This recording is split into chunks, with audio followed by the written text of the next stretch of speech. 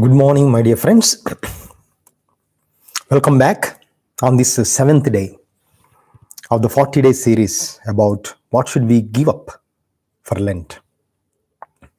And on the seventh day, the theme that I have chosen is we should give up comparing with others. And it is a very, very human tendency to compare with others because right from the beginning, as we grow up, we were taught to compare about our wealth, about our intelligence, about our body structure, about our property, about our houses, about our cars, and whatnot. We compare with others in every aspect of our life. But what does comparing do to us? Let us say, when you compare either with those who are well off than you or with those who are not so well off than you. So when you compare yourself with somebody who is in a better position, either financially, intellectually, discouraged, you feel unwanted, you feel that you are good for nothing. On the other hand, when you compare with somebody who is not well off, who is more like who has less, who is poorer than you, then probably that will cause pride in you. So either way, whether you compare yourself with those who are well off, that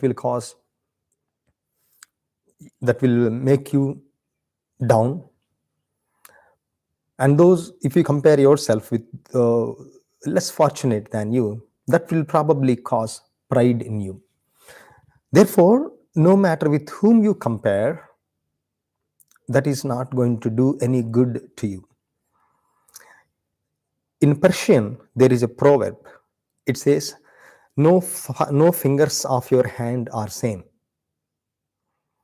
We know God gave us 5 fingers, and none of the 5 or none of the 2 look the same. And not only that, see the beauty of God's creation. There are crores and millions, billions of people in the world, and no fingerprints are the same. Imagine, that is the beauty of God's creation.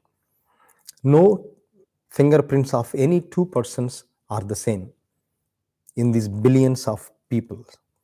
That means God created us to be unique.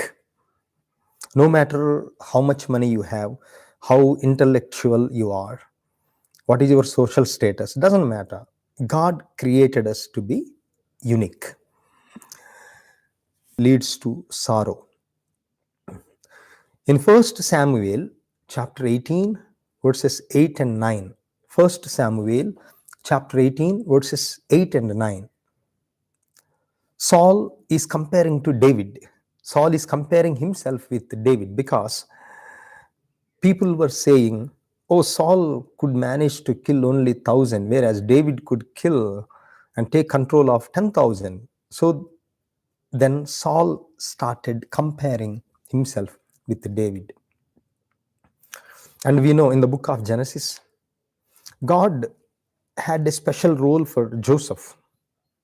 Genesis, if you read from 37 to 50 chapters, a whole story of how Joseph was chosen by God, themselves with him. And that did no good to them.